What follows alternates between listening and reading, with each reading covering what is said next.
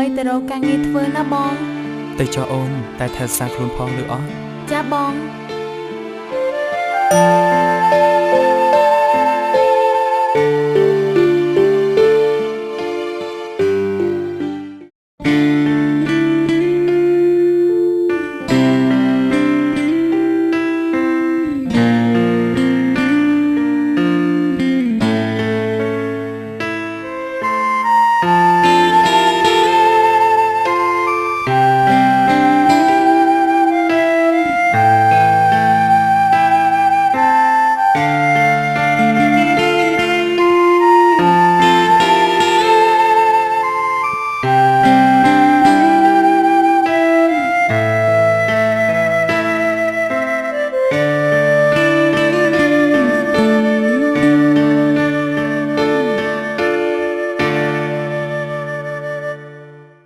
ឆ្ងាយពីគ្នា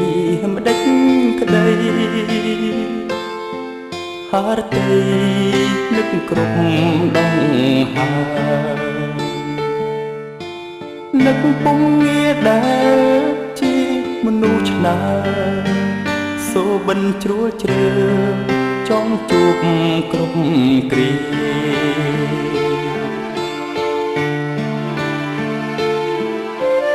នឹកពេលវងវែងអ្នកផ្សេងក៏គិតថាអូនសូរសៀងស្រដៀងស្ងួនបេះដូងគិតថាពុំមានរកគ្រប់វិនាទីចាំឈរវិរមស្នេហាបារម្ភមុំគ្រប់វេលាវល់ពុំមានគ្រប់គ្រាឯកា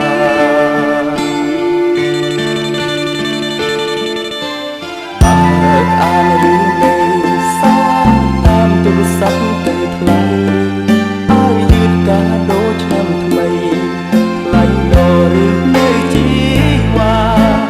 តែតនខ្លួនផងមុនការងារធ្ងន់កុំខំចិនដាថ្ងៃណាចិត្តសែនឯកាដាំដួងដាថានឹក